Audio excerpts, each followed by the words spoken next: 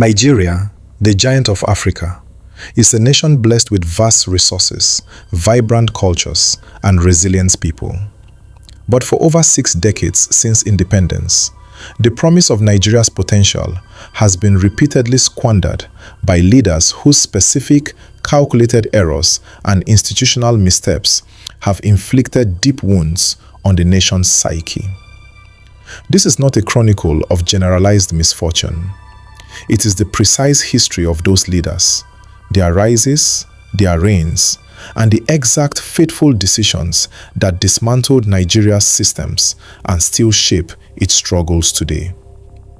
As we journey through each administration, we analyze the hard facts, the specific decrees, the policy blunders, and the exact events that altered the course of Nigerian history. Starting the list is Abubakar Tafawa Balewa, the one and only Prime Minister in the history of Nigeria from 1960 to 1966. Nigeria's story as an independent nation begins with Sir Abubakar Tafawa Balewa, the country's first and only Prime Minister. While celebrated for his oratorical skills, his administration's undoing lay in concrete political maneuvers that permanently undermined Nigeria's fragile regional balance. The first fatal miscalculation occurred during the 1962 and 1963 national census updates. When the 1962 census showed the southern population growing faster than the north, the Balewa administration suppressed and discarded the results. The repeated 1963 census inflated northern figures to permanently guarantee the Northern People's Congress a structural majority in the federal parliament, completely destroying cross-regional trust. Building on this friction, Balewa actively weaponized federal power to crush the opposition action group in the western region during the 1962 regional crisis. He declared a state of emergency, suspended the democratically elected regional government, and placed Chief Obafemi Awolowo under house arrest before jailing him for treasonable felony. This heavy-handed interference culminated in his total failure to contain Operation Wetie, which led to the death of many politicians. By backing Saladoke Akintola's highly unpopular, rigged victory in the 1965 Western Region elections, Balewa's government ignored widespread civil unrest.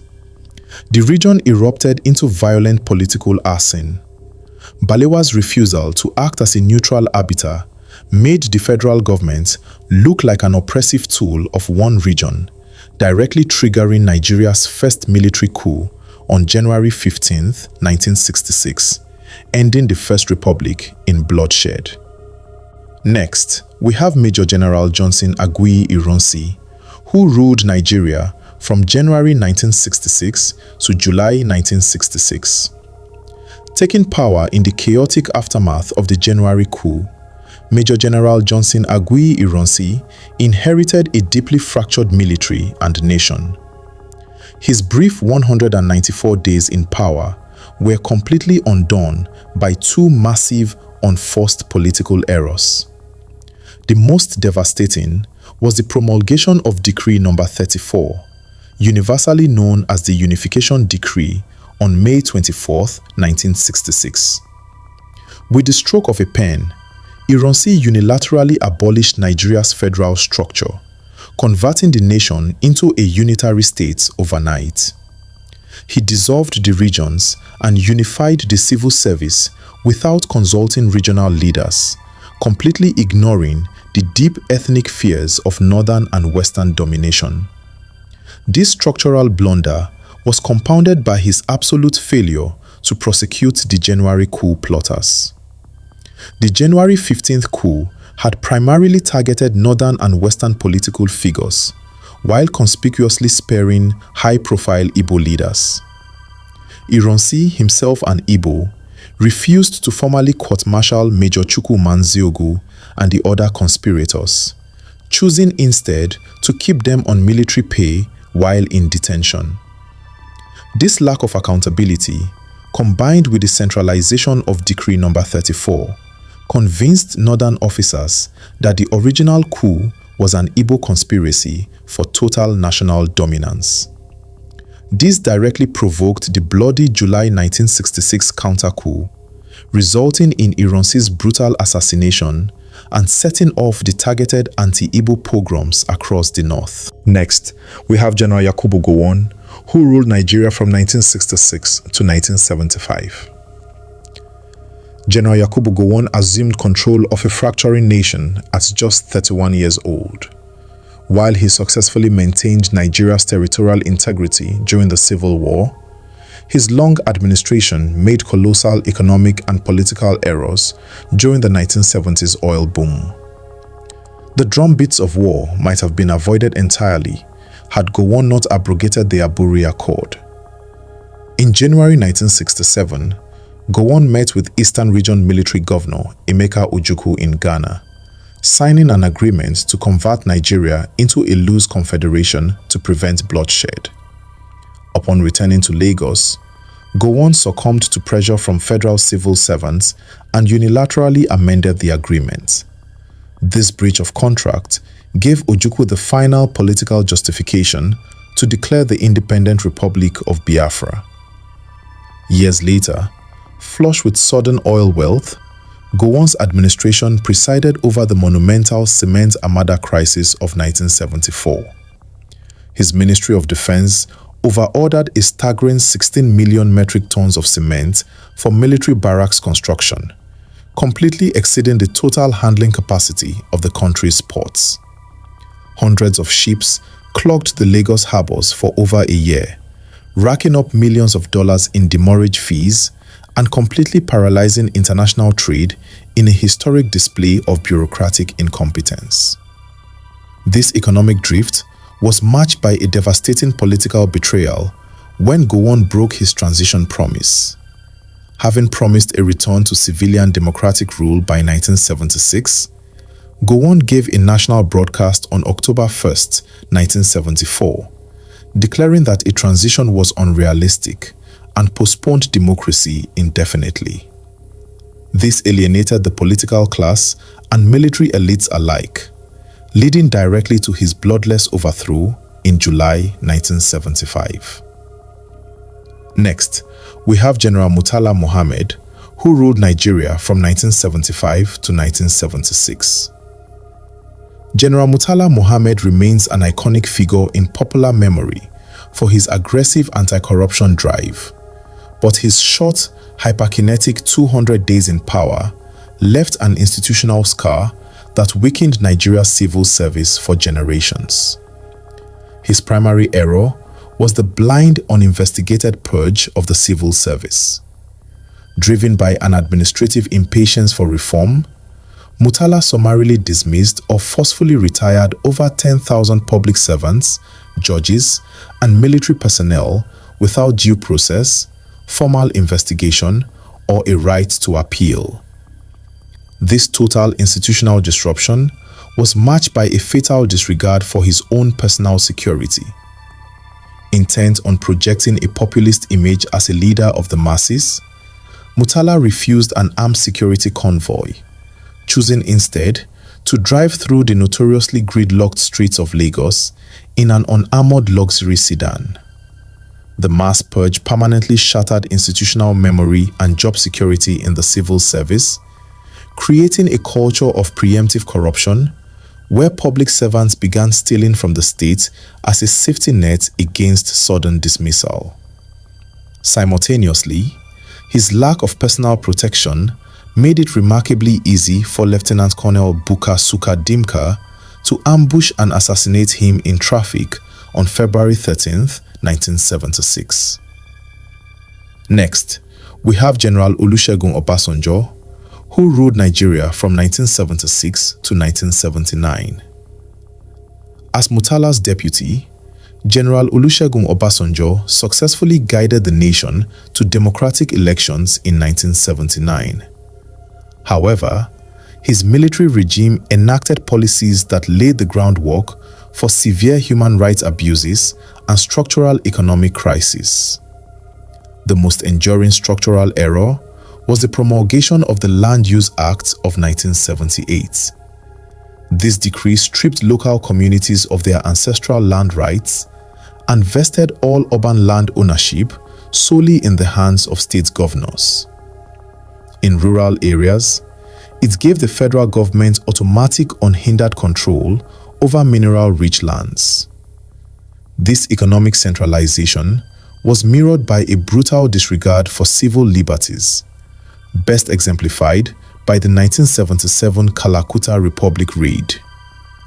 Following the release of Afrobeat musician Fela Kuti's critical song, Zombie, Obasanjo's administration deployed over 1,000 armed soldiers to storm Fela's commune. The military burned the entire compound to the ground, severely brutalized residents, and threw Fela's 77-year-old political activist mother, Fumilayo Ransome Kuti, out of a second-story window, causing fatal injuries. This whole politics in Africa, only two people have walked on the streets to follow people to where they are going. Nkrumah and my mother. What are you talking about? All this nonsense that you have hanging around here, they sit down in cars, man. This government threw my mother out of window, Mrs. Fumilayo Anikulapo Kuti, who fought her blood for this country on the streets. While the Calcutta raid established a dangerous precedent of using brutal military force against unarmed civilian critics, the Land Use Act systematically marginalized the peoples of the Niger Delta, allowing the state to seize oil lands without fair community compensation, directly triggering decreased device-armed militancy. Next, we have Shehu Shagari, who ruled Nigeria from 1979 to 1983. Alhaji Shehu Shagari was the first executive president of the Second Republic. While personally modest, his administration was defined by staggering economic profligacy and systemic policy corruption. The defining financial disaster of his tenure was the Presidential Task Force on Rice Fraud, headed by his powerful Minister of Transport, Umaru Dikko.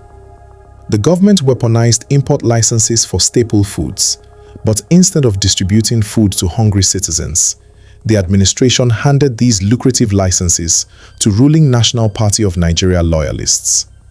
These political actors hoarded the commodities, artificially inflated market prices, and pocketed billions in kickbacks, while local agricultural production completely collapsed.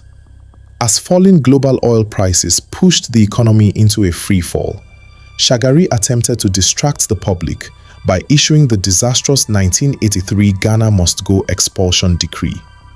In January 1983, he signed an emergency executive order forcing over 1.5 million West African migrants, mostly undocumented Ghanaians, to leave Nigeria within a 2-week deadline.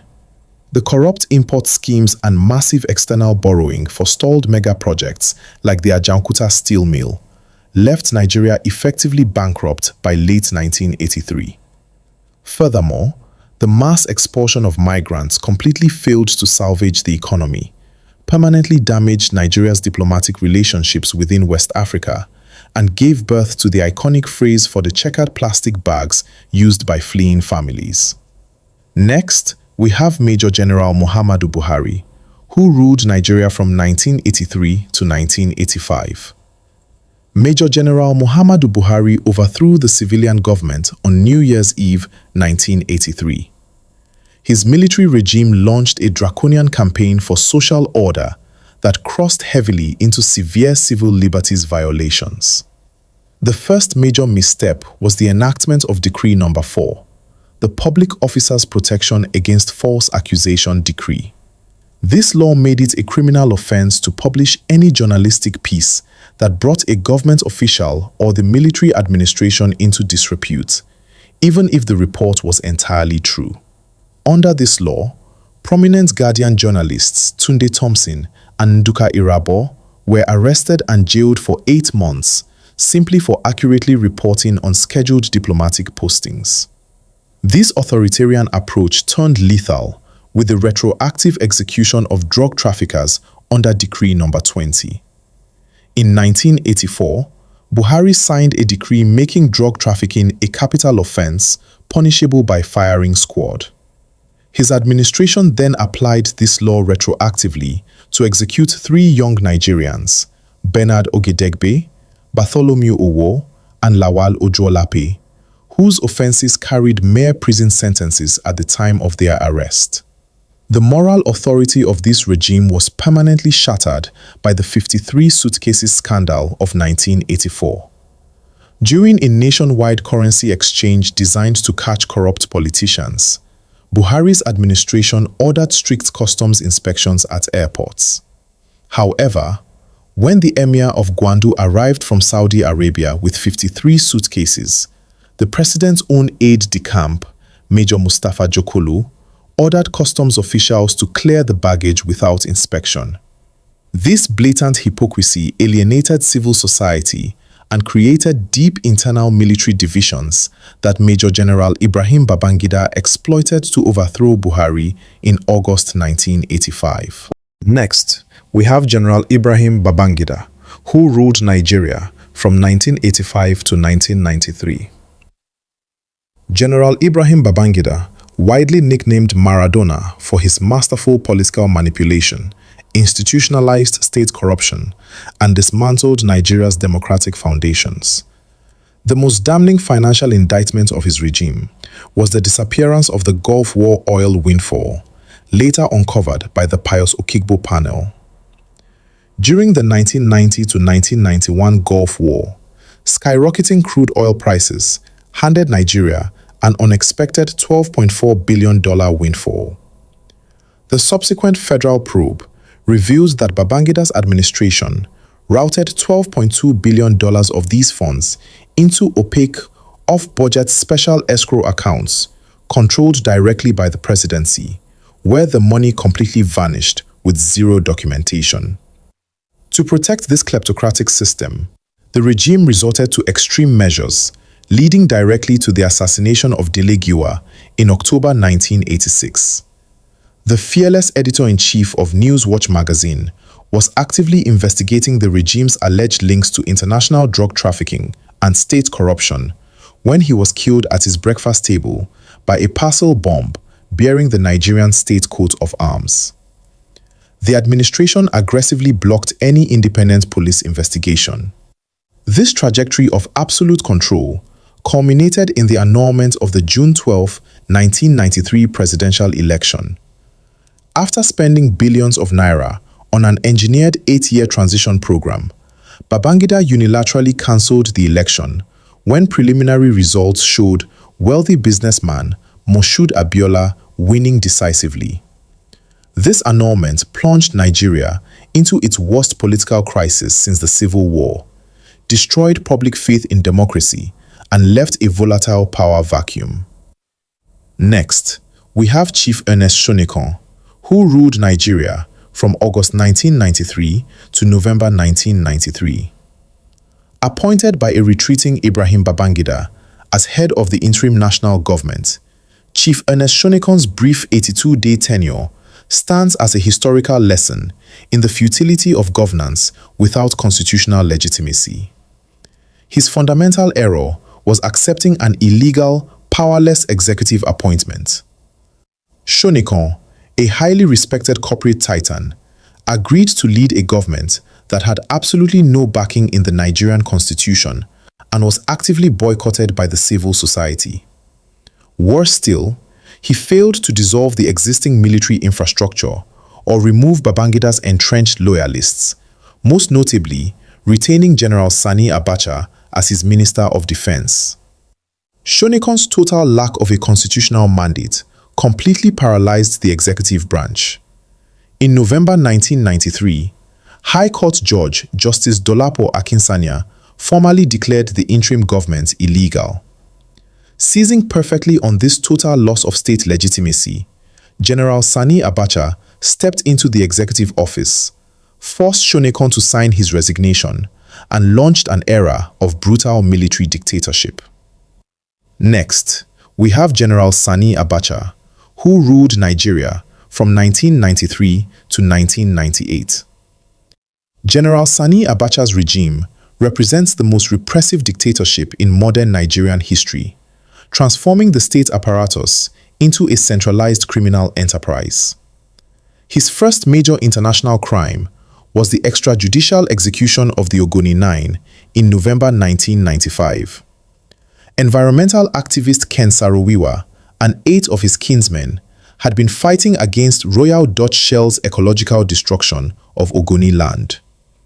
Abacha's government arrested them on fabricated murder charges, subjected them to a kangaroo military tribunal that explicitly denied them legal counsel, and promptly hanged them on November 10, 1995.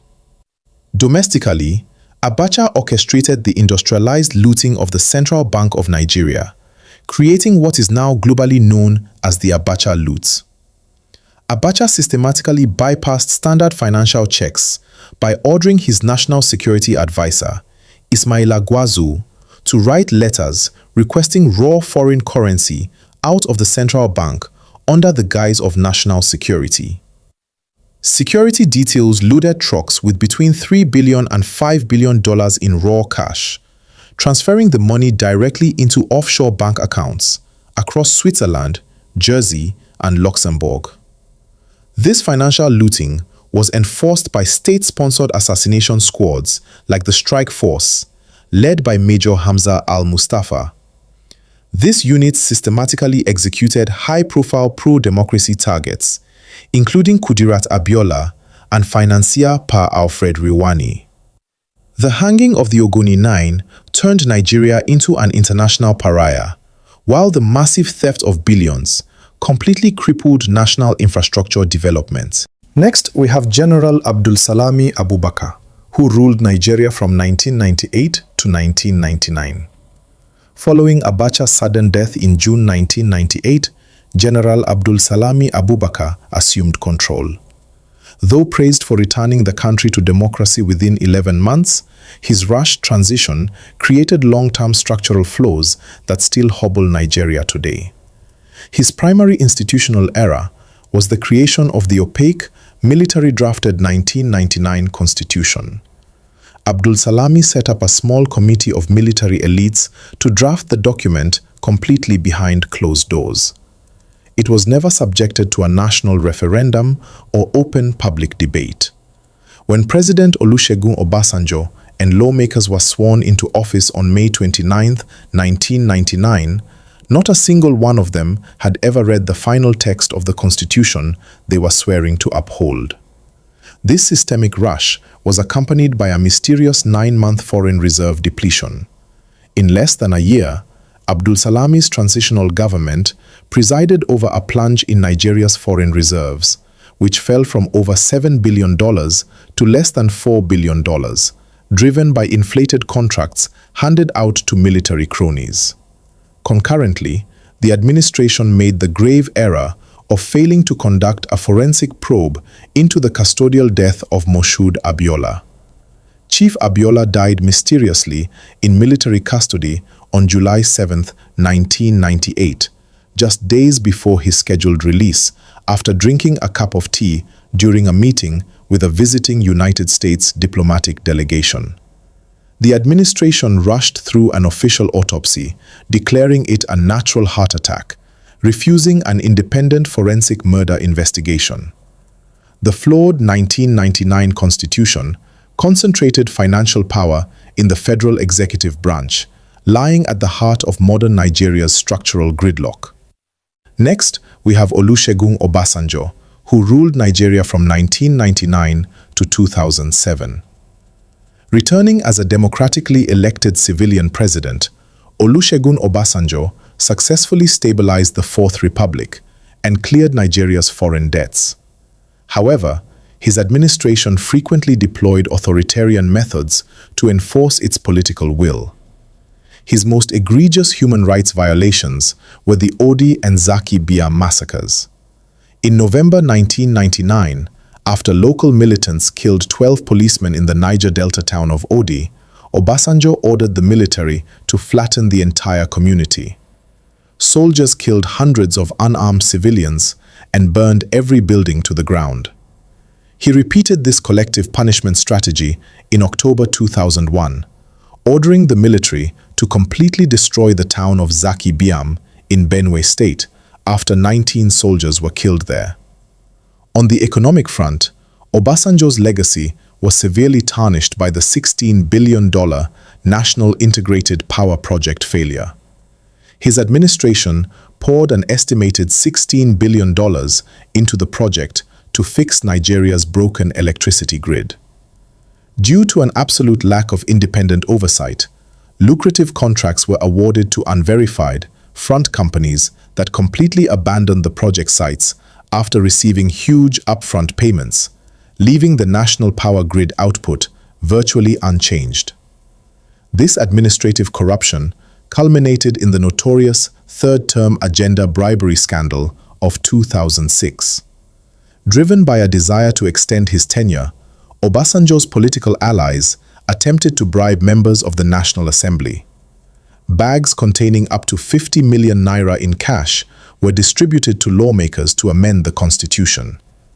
While the bill was ultimately killed by the Senate, the Odi and Zaki Biam operations deepened local radicalization, and the power project failure left Nigeria in permanent darkness. Next, we have Umaru Musa Yar'Adua, who ruled Nigeria from 2007 to 2010. President Umaru Musa Yar'Adua brought rare personal transparency to the office by publicly admitting his own election was deeply flawed.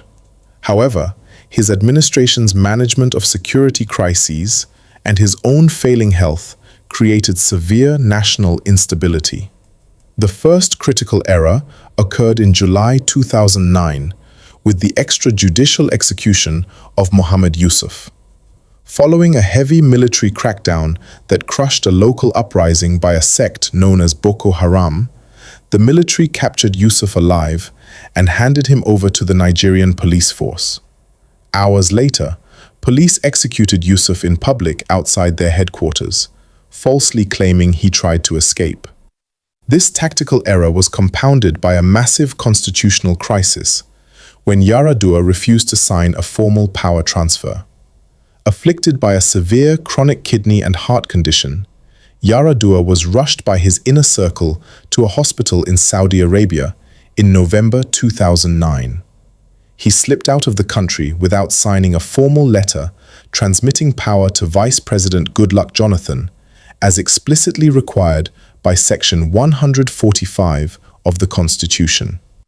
The extrajudicial execution of Mohammed Yusuf martyred him, radicalized his followers, and drove the group underground, where they re-emerged as a lethal terrorist insurgency that has claimed over 35,000 lives.